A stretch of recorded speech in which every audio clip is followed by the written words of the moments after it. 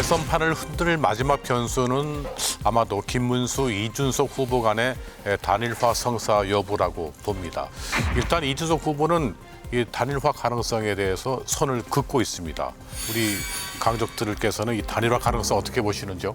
저는 한 단어로, 한 문장으로 표현하자면 이준석은 안철수가 아니다.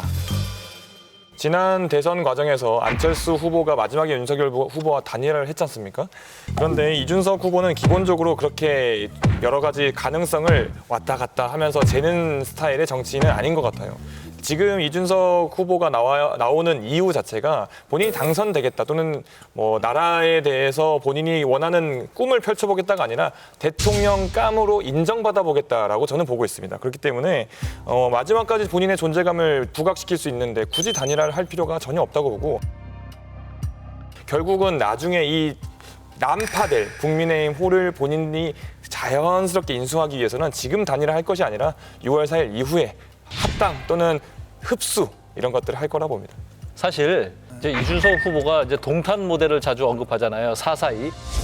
그 동탄 모델 하나에서 또 하나의 요체는 미래를 지향할 수 없는 국민의힘의 득표율이 20% 이하로 묶이는 것입니다. 그렇게 됐을 때 4대 4대 2의 구도가 형성되면서 김문수 후보를 20%로 묶겠다는 건데 그건 본인의 희망사항이고 아마 442보다는 532가 될 가능성이 높죠. 지금 현재로 판세로 봐서는. 이재명 후보가 50%, 나머지 후보가 30%, 20%가 없는데 그 30%를 이준석이 얻을지 뭐 김문수 후보가 얻을지 모르지만 지금으로서는 뭐 김문수 후보가 가져갈 가능성이 높죠. 그런데 두 분의 그 단일화는 김문수 후보나 이준석 후보에 달린 게 아니라 역설적으로 이재명 후보에 달려 있어요. 이재명 후보의 지지율이 과반을 넘거나 과반에 육박하면 단일화가 의미가 없습니다. 이준석 후보 끝까지 완주할 겁니다. 왜냐하면 두 자릿수만 얻어도 굉장히 성공하는 거고 15% 이상을 넘는다면 선거비용 전액 보전받습니다. 그런데 이재명 후보의 지지율이 40% 초반까지 가잖아요. 그러면 단일화 시도를 하겠죠. 그래서 이 단일화는 이재명 후보의 지지율에 달렸다. 그렇게 보셔야 됩니다. 만약에 김문수 후보하고 이준석 후보를 합치니까 지지율이 이길 수 있다. 그런 게 나오면은 단일화 물꼬가 트이지 않을까요?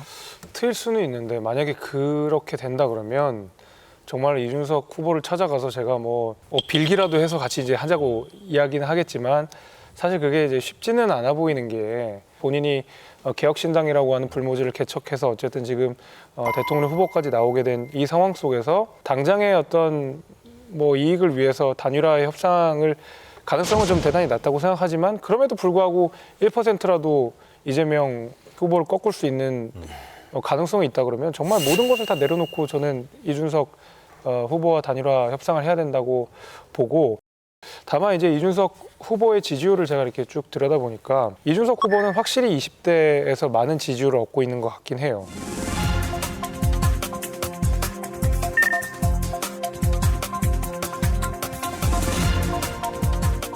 그러나 이 지지율 자체가 저는 두 자릿수로 넘어가야 모멘텀을 제대로 받을 거라고 생각하는데, 아직까지 최근 여론조사에서 두 자릿수를 보여준 경우는 없었거든요.